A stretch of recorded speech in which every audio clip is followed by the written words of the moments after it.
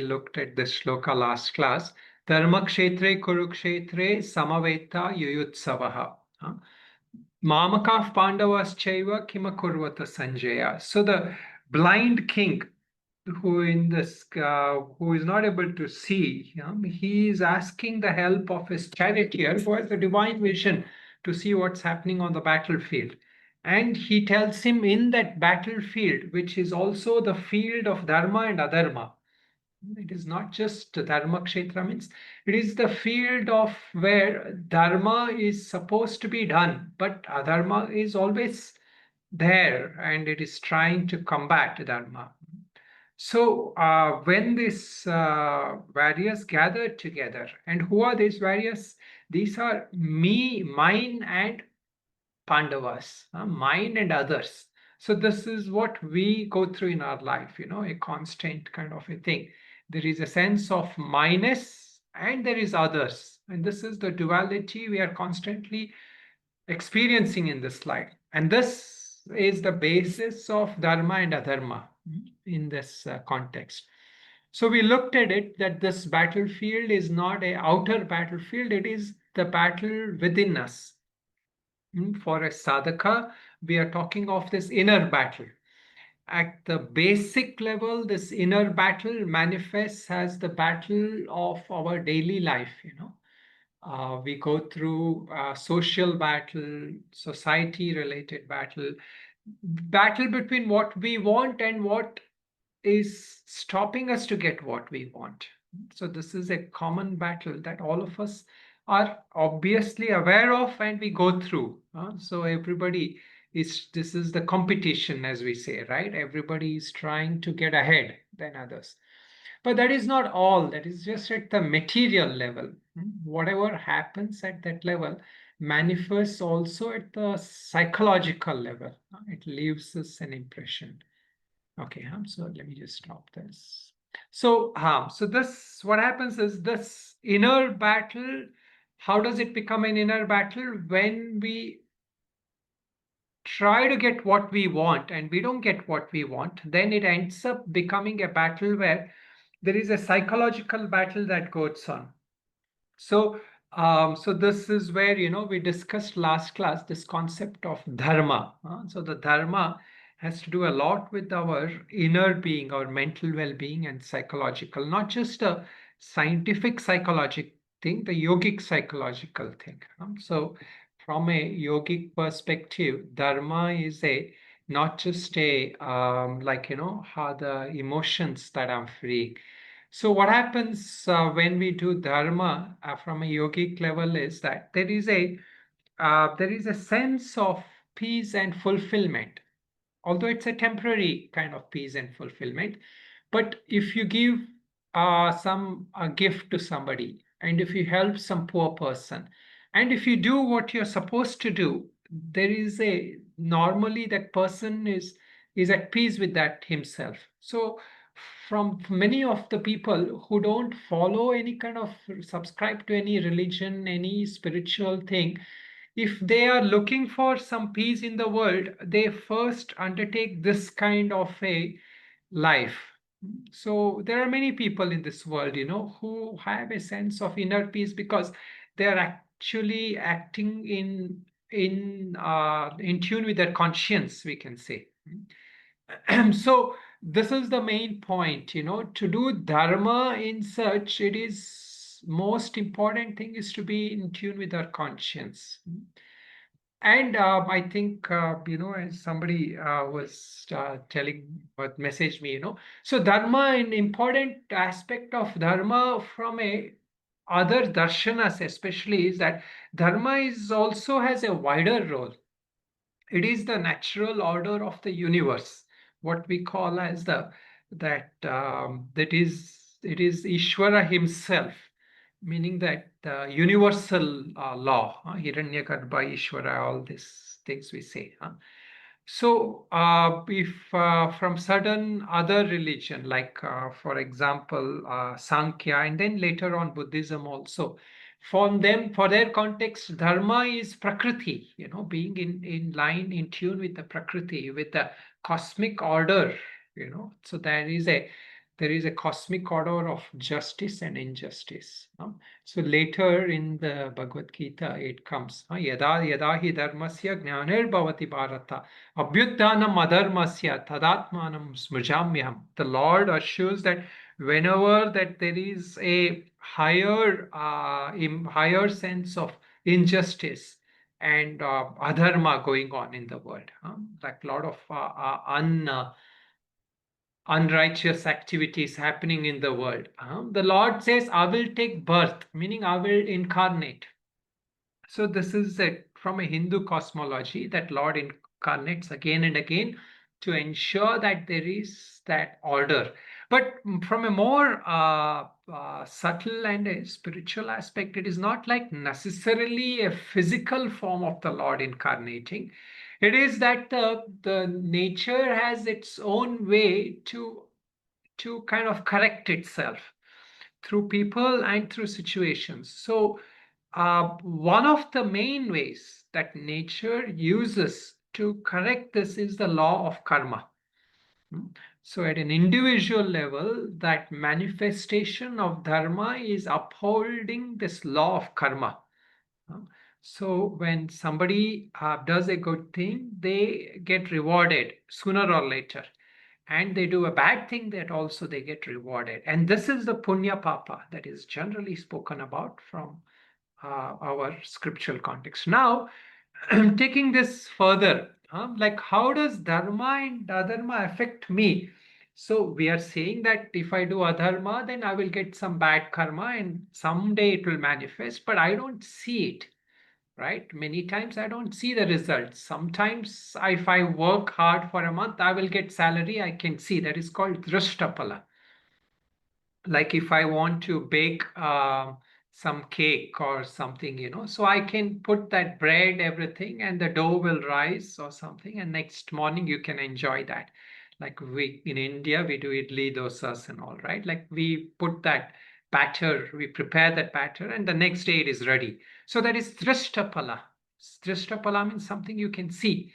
Result, a result that you can see in the near future, in the manifesting future.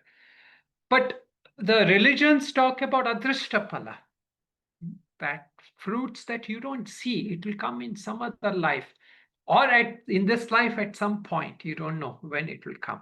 So a lot of Vedic rituals, the karma kanda is based on adrishtapala. So those who believe in the Vedas, especially the early part of the Vedas, they will take that as a result because they will realize that there is some unseen result I will get if I follow these rituals. So a lot of rituals are followed for the sake of adrishtapala. So now comes dharma is both of this. Plus there is a drishtapala, adrishtapala, and there is also a psychological pala, meaning there is a inner, this is from a yogic perspective. Following dharma for a yogi is including that it leaves an immediate residue in the mind. So this is what we call samskaras. The bad samskaras end up as kleshas. So the kleshas, what are the kleshas? Anybody remembers?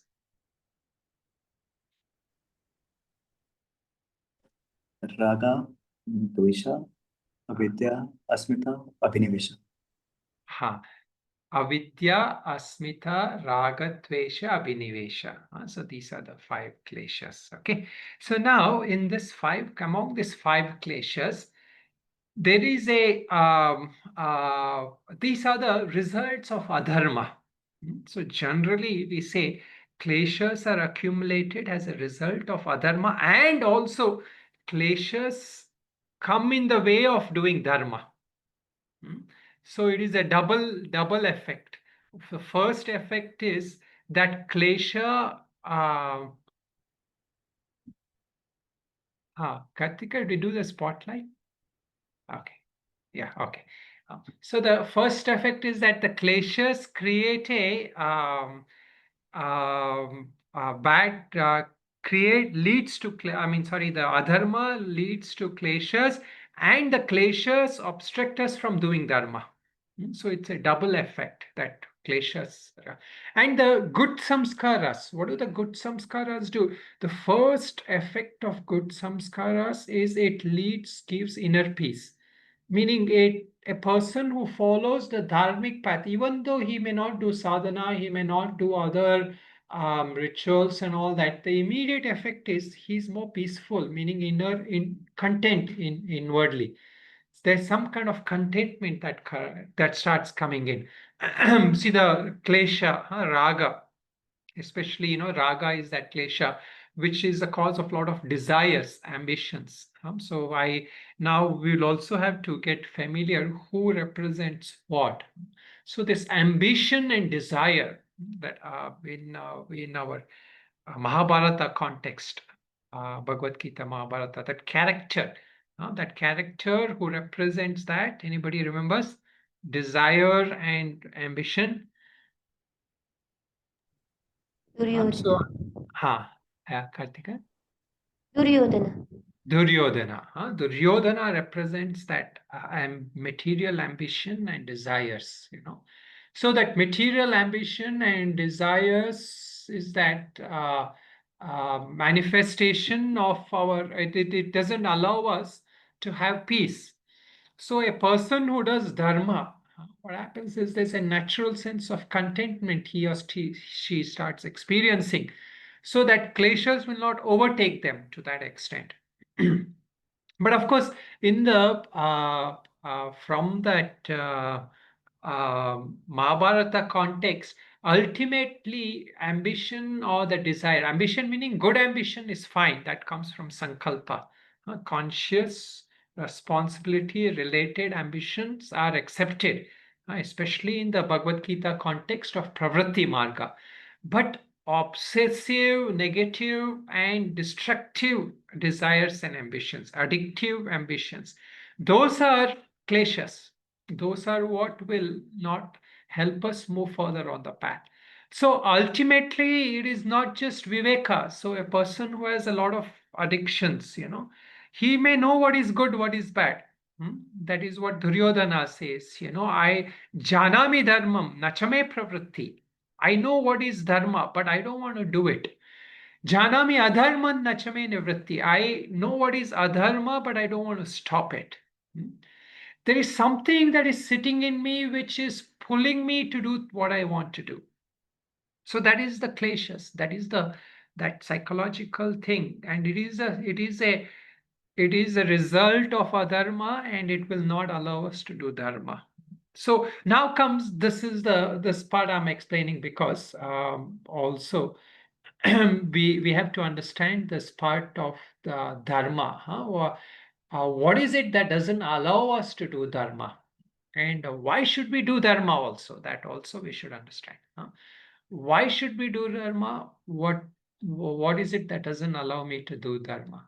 So then again, now comes this part. Why should we do this? So of course, one is, as we said, peace, but also there is another aspect. Dharma is the immediate antecedent, or it precedes moksha.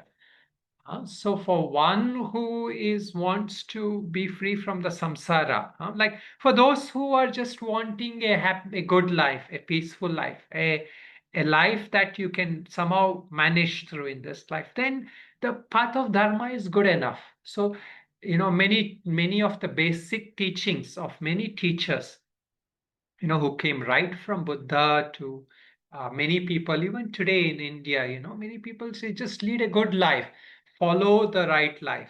That is enough, because that knowledge is not there, that one doesn't have that real need and desire to be free from samsara. So one is not using that viveka to that highest level to really see what is the nature of samsara. So for that person, that dharma is a stepping stone.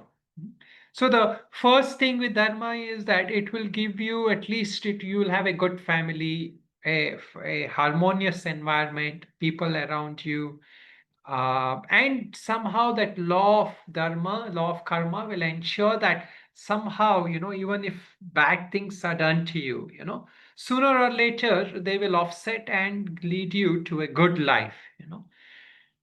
Now, real thing is that alone is not enough for a sadhaka. Because this life may be okay, or maybe next life may be okay, but what about that trap, that cycle of samsara? So there, dharma is just a stepping stone for moksha. So dharma gives that chitta shuddhi, that through that chitta shuddhi means purity of mind. Through that purity of mind, you will seek out that teacher and the teachings. Of course, today, if possible, at the end, I will talk a little bit about it. But that ability to find that guru, that also is a part of some good deeds, which we have done. So the ability to find the teachings, even for those of us who are already interested in Vedanta and in yoga and all that, we have done some good deeds, so that is the result. So from that context, Dharma is helpful. So there again, that Dharma, what is that real Dharma? Just to complete that topic, is that how do we know what is Dharma? So there are, this is where, this is the question that ultimately, once we understand, we can actually move further in this context of this. So how do we know what is dharma? And first of course was, why should I do dharma? Then is, what are the obstructions to dharma? Next is, how do I know what is dharma? So this is the main stumbling block for especially person who wants moksha, who wants freedom. Anybody wants to suggest? I know today lesser people are there, but anyone wants to think about it, or try to answer? How do I know what is dharma? Hmm, Especially for me. Of course, I have not explained about that much, but any ideas? So doing your prescribed duties, That is correct. responsibilities. Yeah. But how do I know what is it? What is exactly my duty? Like, this is the dilemma of Arjuna, right? What is dharma? Should I fight the war or not? That is the dilemma, Arjuna's dilemma. Anybody? He's a warrior, so he has to do his duty of fighting. That is his duty to fight. I am not sure. Yeah, good. That is It's correct. But how do I know? How do I know that that is the duty? Swamiji, it's a feeling good factor. The moment you do good thing, you feel happy about it. If you have done the wrong thing, we feel miserable inside. I should not have done it. But let's say, like in Arjuna's case, he kills somebody, and then he feels bad, but he's already done adharma. You have, how do you know that? Of course, you're correct. That is what I was explaining. That when you do adharma, there is a mental impression created, and that leaves a negative thing. But a lot of times, people who are constantly doing adharmas, like criminals, they even lose that conscience. That sense of bad feeling will start eroding over time for somebody who has been doing adharma for a long time. Like criminals, criminals don't have that sense of repentance. Shastra will guide us. Very good point. That is a good point. Shastra will also guide us. Shastra will, but that alone is not enough. Shastra alone is not enough, but that is a very important tool for us to do dharma. Anybody? Swamiji, uh, I mean, there are different types of yogis. So, if someone is a karma yogi, then he has to do karma. Like, if someone is so different type of yogis. For example, Dhoni in cricket, he's a karma yogi. So, yeah, that's what I feel. Good. Yeah, that is also a good thought. Yeah, if different people have different dharmas, so this is where we'll have to discuss. There is a term called swadharma. So what is swadharma? That That is where, like the teachings are based on. How do I know what is my Swadharma? So for somebody, at some stage in life, it is recommended they have to be a karma yogi. But that same person at some other stage in life, he's asked to become a vanaprastha in the traditional thing also, he has to let go. Or even in some part, like somebody cannot do some activities. So Vedic also has different instructions like that. Any last thoughts? Swamiji, can we say dharma is something that my mental impressions is opposing me to do, sort of like my is stopping Ah. like the activities which my mental impressions are stopping me to do is actually dharma probably for me, because dharma is difficult to do. So maybe. That is a good point. Actually, from a little bit from another context, Mother Teresa, she used to say that, whenever you have a conflict, you don't know what is the right thing to do. Choose to do that which is the toughest. So that is a good way to describe dharma, meaning that our instincts and our natural inclinations are pulling us in another direction. And so that which seems natural, is actually not natural in reality, meaning that we say dharma is a natural order of things, but many times for us dharma is not natural, because why does that actually happen? What is that is stopping us? What did we say it was that which stops us from doing dharma? Why are we not able to do dharma?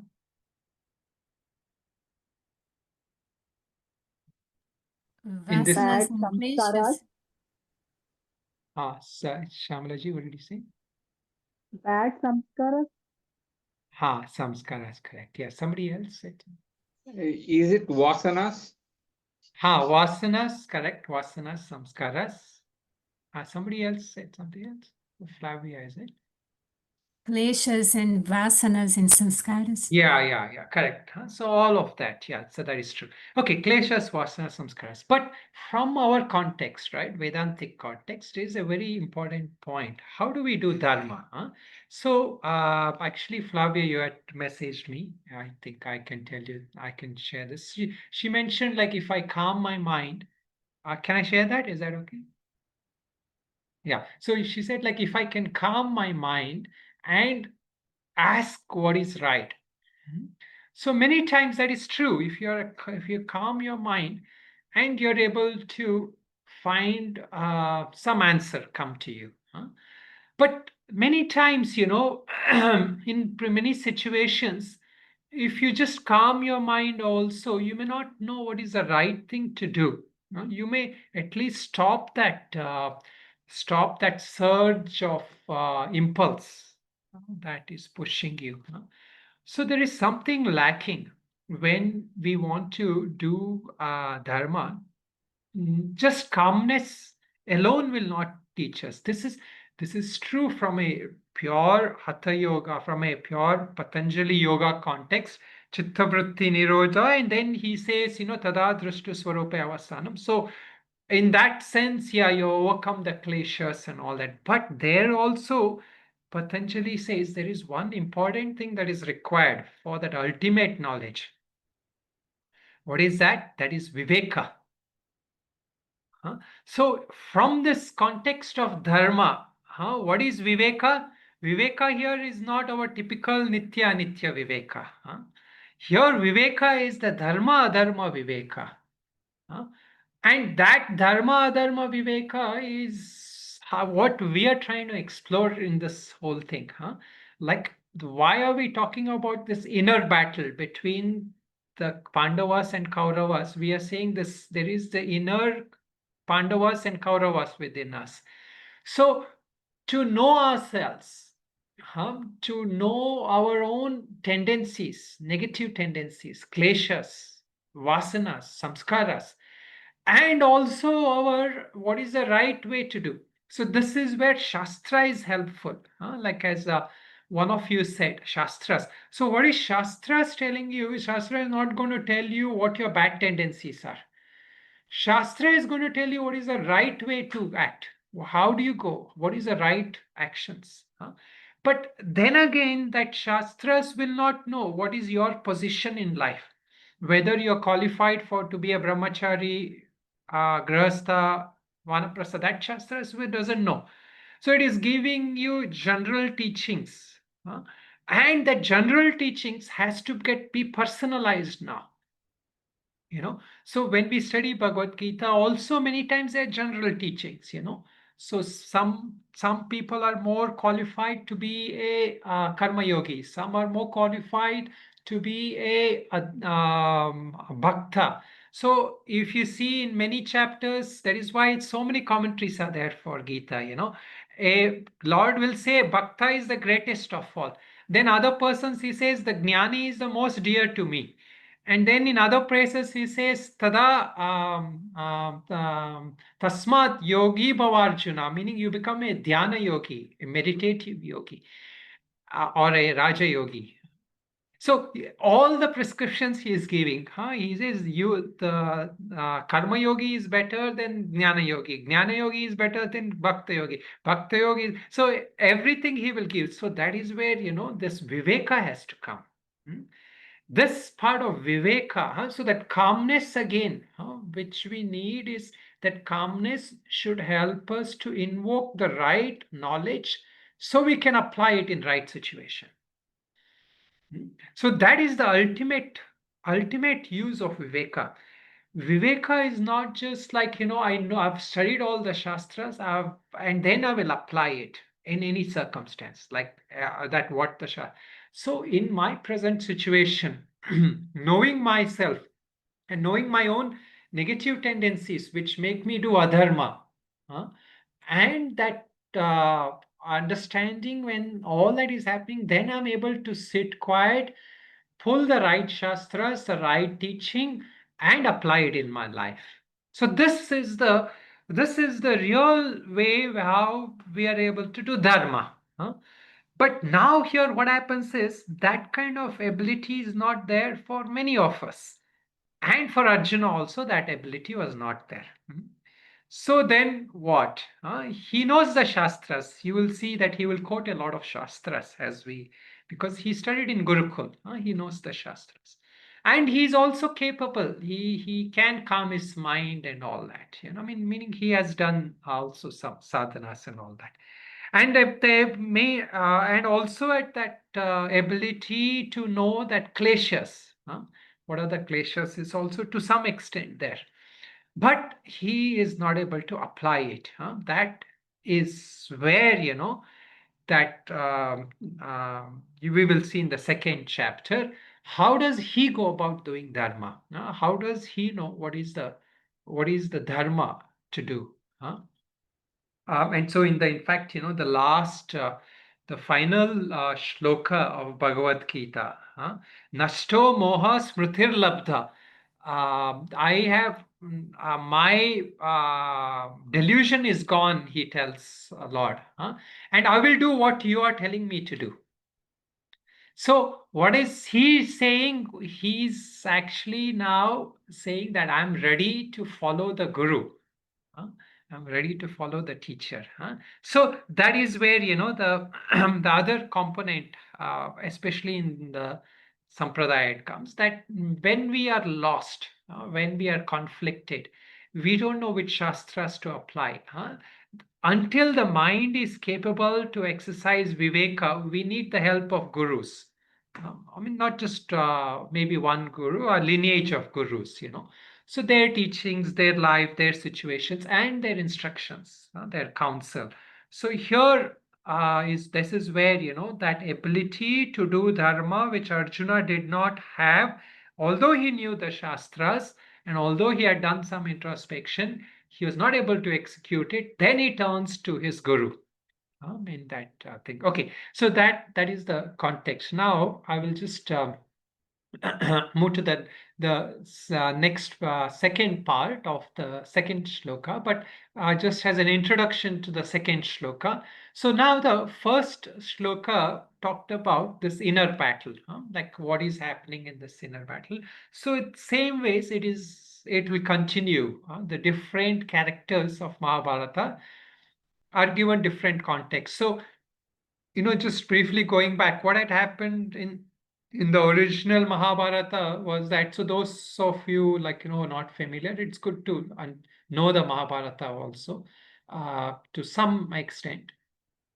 So there the Pandavas, I mean, before that, the story starts about 3 generations. It starts all the way from Shantanu, who married the personified form of Ganga, Ganga, whom we revere in a formless thing. That personified form of Ganga was whom Shantanu had married, and he had 8 sons, and from there came Bhishma. From that, the 8th son was Bhishma. So now the whole story starts in a way from Bhishma. So this, just to, from our perspective, what does Bhishma represent is, Bhishma represents this klesha called as asmita. That, avidya, asmita, raga, dvesha, abhinivesha, we said, right? Asmita is this, we can call it ego, but it is not an ego from that normal worldly context of ego we are talking about. It is the first sense of I amness, that spark of individual consciousness, that gets identified with Prakriti. So it is that pure Purusha condescending to identification with Prakriti. See, that is where it starts, when the Purusha and Prakriti conjoin. So then comes the Mahat and the Ahankara, Asmita also. We say Asmita there. So that individualized Ahankara, Asmita. So the whole story starts from that I am. So if you really look at all our life, when did your life start? Say the day I was born, we don't say that life was going on forever and all that. We say the day I was born, life started, right? So from that context, we say that my father was already there, my parents were already there and all that. So for our story of life also, it begins from I amness. So here the quest in that sense is also that whole battle, everything lead up to that. It's starting from the sense of I amness. And we will explore later on how does this I amness come to an end, how does this, meaning how does this, not just an end. So from our context, it's not an end. How does this I amness come to its realization of its true essence, true nature? So this I amness is identified with the body and mind, and it takes in all that. So in this context, Bhishma decides to join Duryodhana, Kauravas. So what does he get identified with? He's identified with the mind. From the mind flow the senses, right? So all the sons, the 100 sons are the 100 sense faculties, that grow. So that identification of Bhishma with that senses makes him the commander in chief. And then there is Dronacharya. So the second shloka refers to Dronacharya. So Dronacharya is a guru. What is the nature of the guru there? The guru here is not, he's not a guru who is leading them to moksha. He's a guru who is giving them skills for the life, material world. So that kind of a guru, material focused guru. So what is that? That is the new samskaras he's developing in them. He's creating in them different new samskaras, so meaning habits. So this is whom this second mantra, Duryodhana, who is the ambition, he invokes this material, this Dronacharya, who represents this ability to create impressions, samskaras. As he doesn't go to Bhishma. who is the commander-in-chief. He goes to, and then he invokes him and he tells him, see that army that is standing here. So as we know, the second mantra says, Društva tu Pandavanikam, Vyudam Duryodhanastada. So watching that armies, that Pandavas army in particular, then, in a Vyuda, arranged in a certain way. Duryodhana then addressed his Acharya. Acharyam upasangamya, Raja Vachanam Apravid. He speaks to his Acharya. So this is also the manifestation of how things come about, right? Like we address when we want something, when we are desirous of something. What do we first do? We look for our habits. How do our habits get us things, so this is the same thing. Arjuna, with the desire, he's going to his habits, the one who will, So anyway, that is again a symbolic reference here. Now comes so basically what has happened in that story again is that, so they have Yudhishthira, in this case, I had mentioned before that, that Yudhishthira stands for what? Anybody remembers? Okay. So Yudhishthira stands mostly for Dharma. Viveka, very good. Yeah. So he stands for Viveka, mostly. So there what happens is that he ends up in the play of dice. There's a game of dice that is played in the Mahabharata, and he loses in that dice. So what is the dice? Game of dice represent? The game of dice represents the Maya. That Maya, when it comes, that Viveka is gone, so he gambles, so this is what we say, right? Like that, what happens when your discernment is lost, you will gamble in wrong things, you will get mixed up in wrong things. So that game of dice here represents that Maya, which doesn't allow you to reason, it doesn't allow you to think properly, reason to discern properly. So then he gets caught up in that and loses everything. So then, of course, that story goes on. And so here, end of what is happening is that, why I'm bringing up this point is that eventually, when the war is happening, when the war is starting out, so the Bhima there is accompanying. Bhima is accompanying, is part of the Pandavas, Bhima and the Arjuna. So the Viveka, that ability to do Viveka, needs the help of especially all these other four Pandavas. So who does Bhima represent? What does he represent? Anybody? It's good. प्राण Just शक्ति sorry. प्राण शक्ति Prana Shakti. Prana Shakti. Although also, what can we say? Shraddha. Shraddha, Prana Shakti or Shraddha. See that Shraddha, when many people have Shraddha, right? It will come in the Shraddhatraya Vibhaga Yoga. Shraddha can be of many kinds. I can have faith in different ways.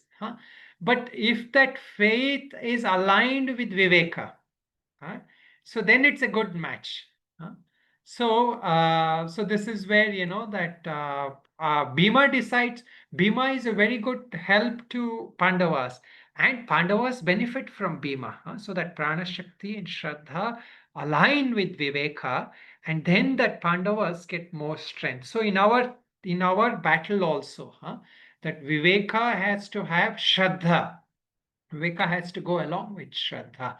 And then comes Arjuna, which is the Atma Bala, Atma Samyama, self-control, or the strength of the soul, strength of our. But Arjuna here in this case represents one more thing. What is it? Arjuna represents the Jivatma who is in the journey for freedom, for liberation. So this whole journey, especially of this war from a Gita context, is a journey of Arjuna. So it is a journey of all of us. We are jivas, we are caught up, we are deluded, and we are confused. And we reach out to the Lord, the Guru. And the Guru, through his guidance, guides us, and we do the right actions. We get the knowledge, and we become free. So this is a journey of all of us, just as it is the jivatma, the journey. The Arjuna also represents a jivatma. Jiva, when we say, we can say as soul. Atma is the, generally from Vedantic context, Atma is that pure consciousness. But when it is caught up in avidya, it becomes a jivatma. So we are all like that. Life after life we are going through, and through guidance of the Lord, we become free. Okay, so I will leave it at this, and the next class we will go through more shlokas. I'll just any questions people have, because I will just end with few minutes of contemplation for Guru Purnima. But if anybody has any brief questions related to what we discussed, you can ask. Feel free to ask. Swamiji, can I ask Dronacharya, what does he represent? One more time, if you can So repeat. he basically represents the power to create samskaras. Or we can say samskaras itself, but more importantly, he's the one who is the guru in life, meaning he's the one who guides us in life, right? I mean, like he gives people the skills and all that. So he's the one who, what in our life, what are we guided by? We're guided by samskaras. When you wake up in the morning, it is your samskara which tells you you have to brush your teeth or whatever you do, So so he's the guru in daily life. So the guru in our daily life is our habits. Habits or samskaras. But more importantly, he's the power to create samskaras.